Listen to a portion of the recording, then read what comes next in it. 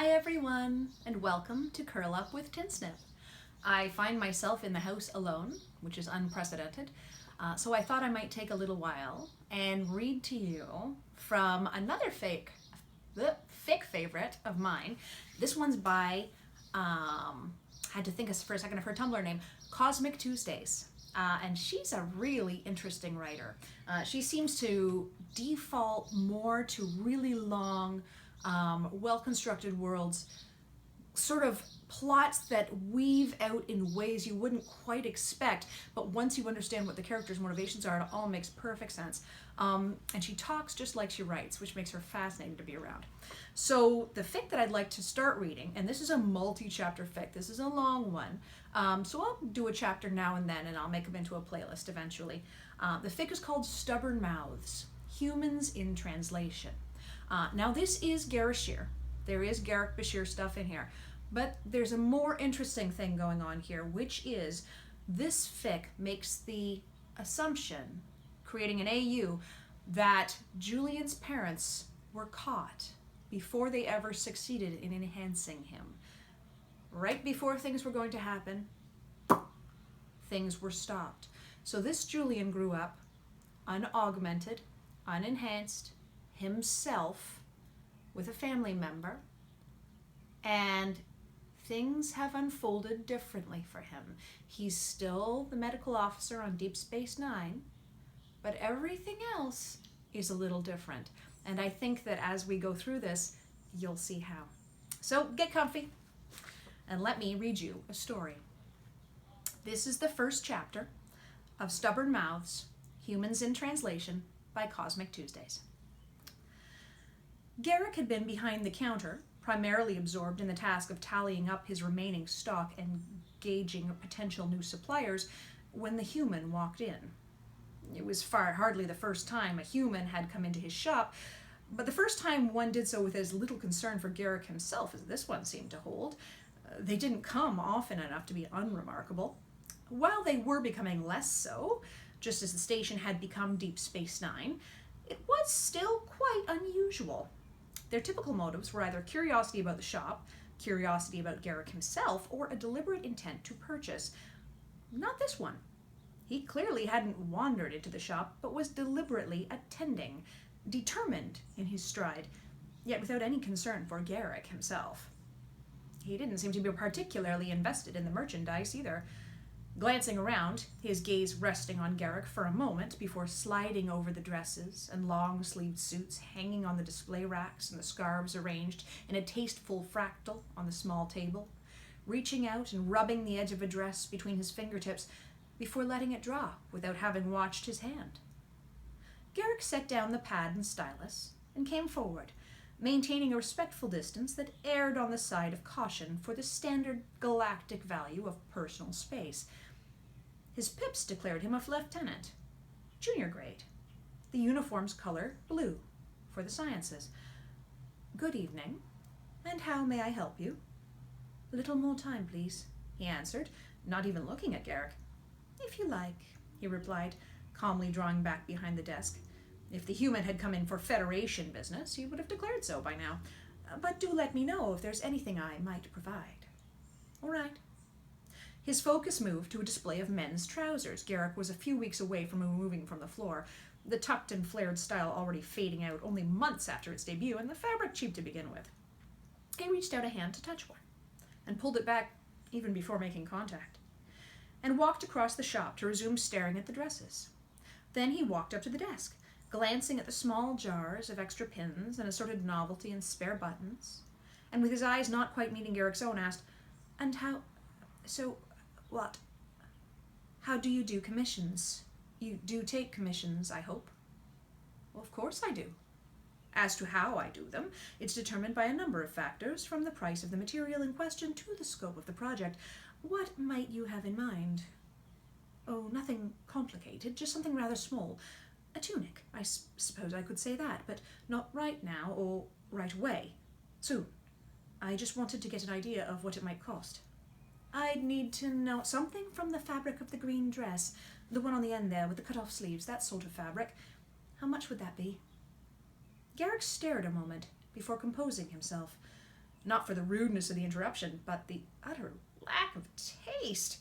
He would venture nearly anything would be preferable to a Starfleet uniform day in and day out, but while the human had remarkable sea dark green eyes, which hadn't yet met Garrick's straight on, it was astute of him to avoid any implication of immediate trust, which could pick up some of the highlights of the fabric rather admirably.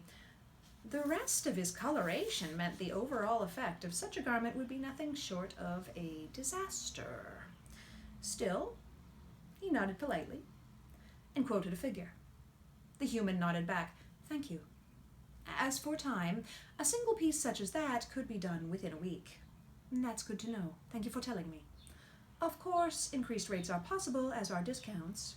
Additional work done after the initial craft work, or simply for staying put while taking measurements." "I can assure you there'd be no squirming whatsoever during the measurements," he said, and smiled. "Oh, in that case, assume what I said earlier as a rough estimate, nothing more. And I think you have me as at a disadvantage, Lieutenant... Dr. Julian Bashir. And you're the Mr. Garrick of the shop's name?" "No, I'm afraid it's only Garrick. Plain, simple Garrick." "Garrick." He nodded, and the motion took his eyes to Garrick's for a moment, the first time they'd done so. Sea dark green, indeed. "Well, thank you, Garrick." "There was no trouble, but you're welcome. Shall I expect you back soon?" "If possible, yes. Have a pleasant afternoon." "I do hope to. And yourself." Bashir jerked his head up, not quite a nod, not quite something else, looking away and then back to Garrick's face. Meeting his eyes, the once seemed to be all he would do, and Garrick watched him leave and took note of the way he hesitated just so, at the dresses at the edge of the shop he'd seemed so fond of. Well, he knew where the infirmary was, if it had to come to that.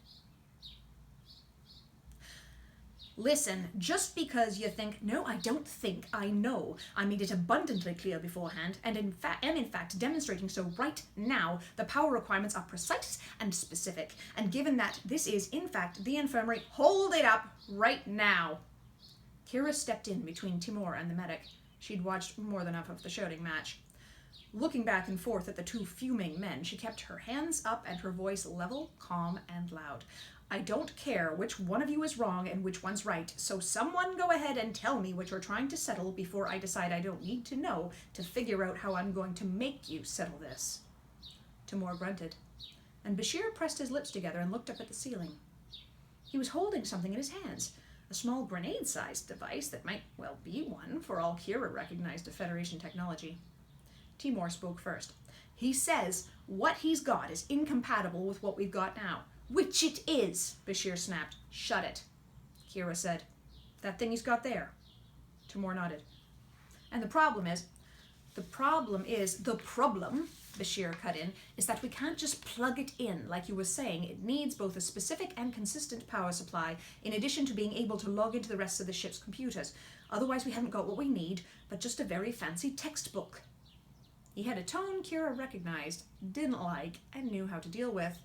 People who'd run too hard, too long, and too far to be comfortable anywhere but running. Children grew up with battle weariness passed down from their mothers, and she didn't want to think on what he'd been through or what his mother had dealt with while he'd been inside of her to make him sound like that. It still wasn't a good reason for him to be acting the way he was. No reason to take it out on Timur for the crime of not knowing something.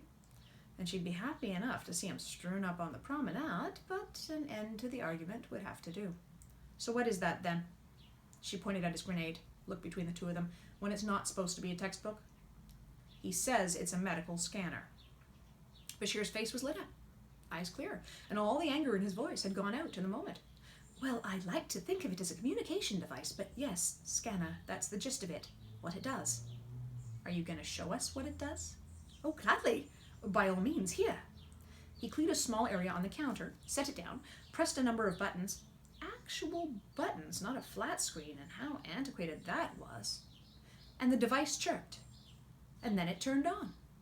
And the air above it might as well have opened up and spilled out raw color for all that happened next. Kira barely managed to keep her balance.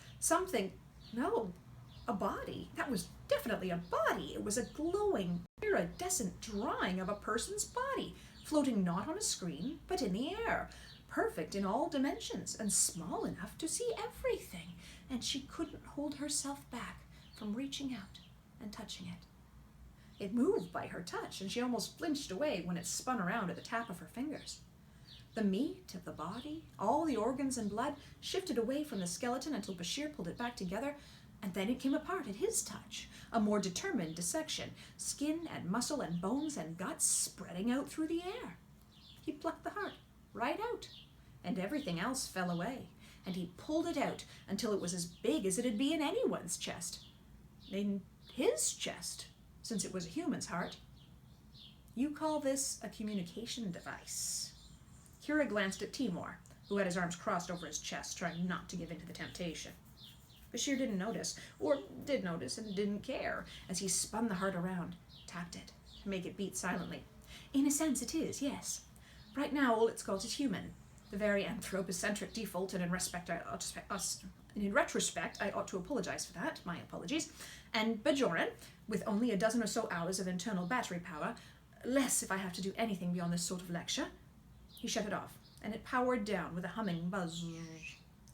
When connected with the station's power, and connected properly so that it won't fry anything, and the computer where I can feed all sorts of data into it and let it run as it likes, then scanning's the beginning.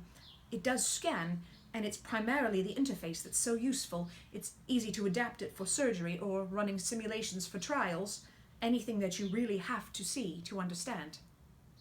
Prophet's bones, she muttered. If this was what the Federation had to share? Bashir turned to Timur, the device back between his clutched hands. Did you read the report I sent to the engineering department? Read it. Read yours, and everyone else's, everything that came through. If yours was in there, it got read, and probably by me. But I've got more than just the infirmary to take care of. I just happened to be here when you were. Don't take it out on me.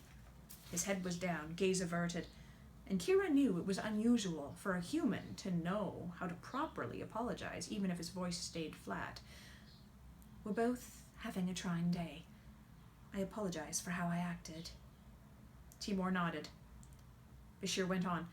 Do you know to whom I might speak about proper calibration, or should I call a Federation engineer? Probably Federation, Timur said, with a little more than a hint of a hiss. All right, I'll get someone in as soon as I can. Kira watched him get back to something at another workstation, unconcerned with what had just passed.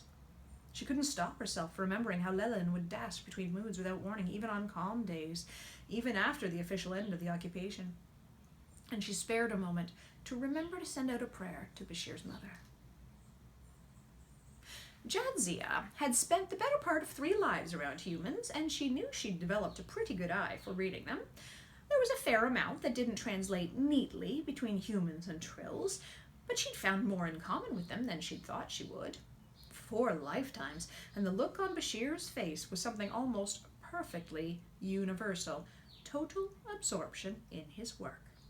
It reminded Dax of her ages-old sons and daughters when they'd been his age and even younger, and she let herself smile at the rush of hosted memories. The rest of Jadzia let herself mix between surprise and disappointment. The trip from Earth to Deep Space Nine took a total of 4.5 days, with 1 day left to go, and this was the first time she'd seen Bashir present and accounted for in the flesh, outside of the infirmary or walking to and from his quarters. She took her steaming Roctigino from the replicator and watched him eat a spoonful of what she guessed was oatmeal, while he read. Hello. He glanced up from the pad, and just a glance. He didn't even lift his head to flick his eyes to her face before going right back to his reading. Hello. It wasn't ideal, but it wasn't a blatant dismissal, so it was something she could work from. Let me introduce myself. I'm Jadzia. She held out her free hand. Lieutenant Jadzia Dax, science officer. Well, that got him to look up at her. The joint Trill. He offered his hand in return, nearly as an afterthought. Dr. Julian Bashir. It's good to meet you, Julian. Is Julian all right? Julian nodded. You can call me Jadzia. Mind if I sit? No, not at all. He watched her sit, but not the way people had been watching her for the last couple of years since her joining. not quite the same sort of interest and curiosity. She took a sip of her Roctigino, now that it was finally cool enough, and held it in her mouth to take the taste for herself, then swallowed with a little groan, letting the heat flow down her throat the way she and Audred both liked, and was about to say something when he asked, "Is there something I can help you with?" The blatant honesty of his tone and face with the oddness of the question made her blink. "No, it's quite all right. I don't need anything. I just wanted to come over and say hello. We're going to be working together on DS9, so I thought it'd be good for us to talk beforehand. Get to know each other." Julian nodded. "All right. Here we are, and we've said hello." Jadzia nodded back. He kept looking at her, and she almost felt put off by the way he was watching her so openly, even if it wasn't skin hungry. "I'm sorry, but there is something you wanted, correct?" "No, I'm sorry if I'm bothering you, but you aren't.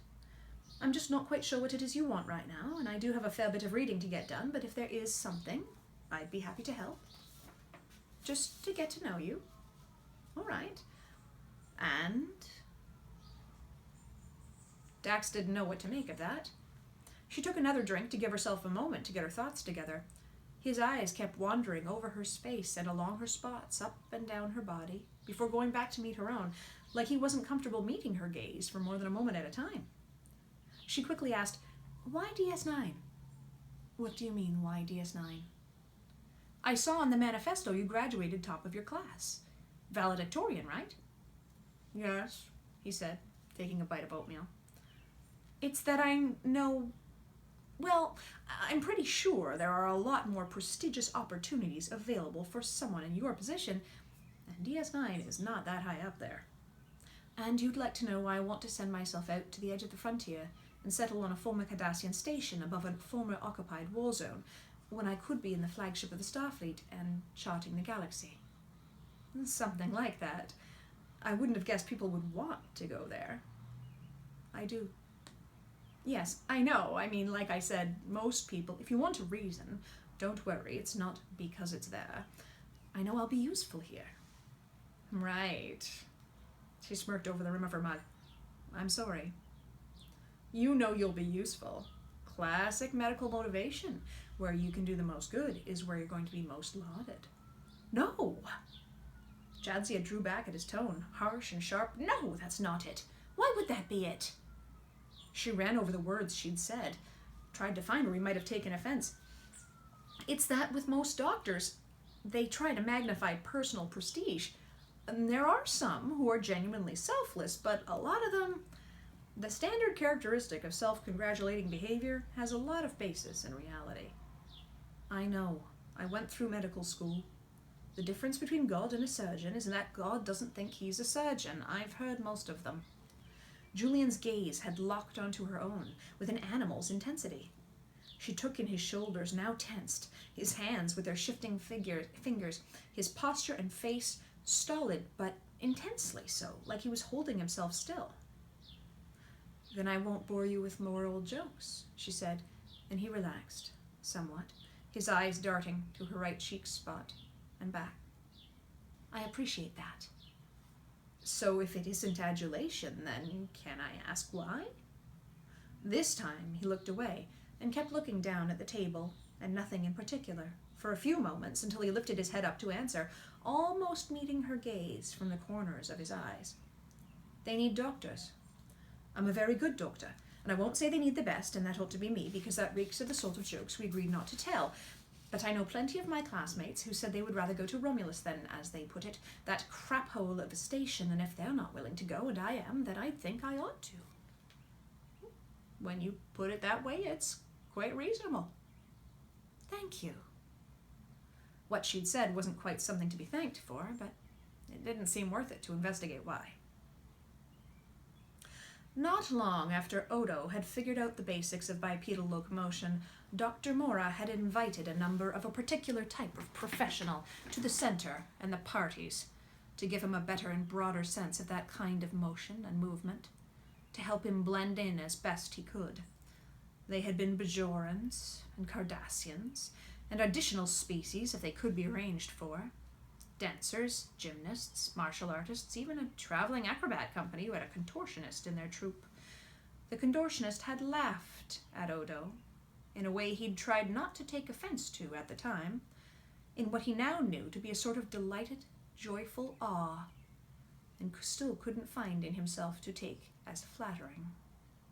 Out of all of them, Odo had liked the dancers most of all. Dr. Bashir didn't walk like a single person Mora had ever seen fit to invite. In fact, Odo thought he barely moved like the rest of the humans on the station. His bipedal movement was quite well practiced, the controlled fall that allowed for walking and running at various speeds. It was a deliberate practice, that much Odo could tell.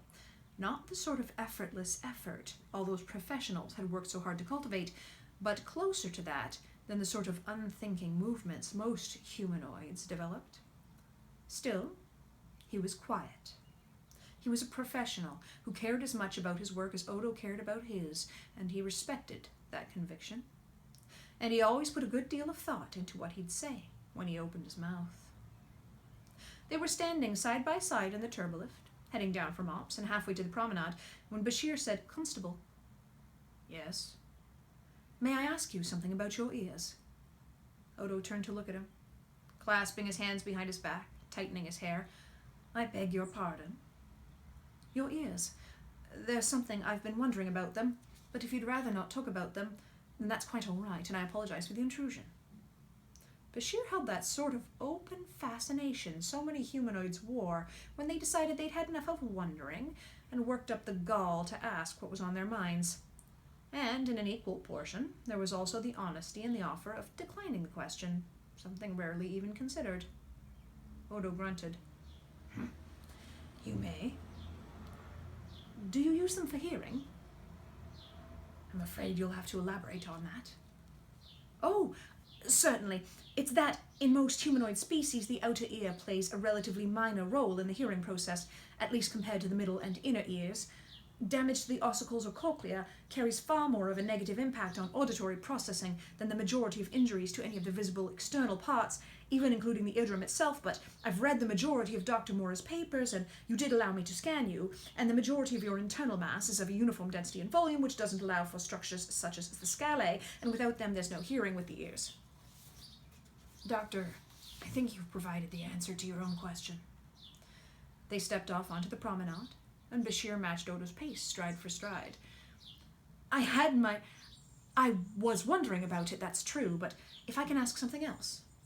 Odo grunted again, which Bashir correctly took as assent.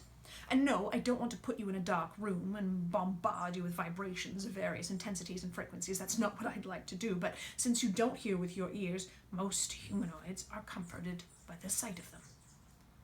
I admit you'd look strange without any, but what I'm more curious about is knowing how it is you do hear, since your ears are ornamental at best."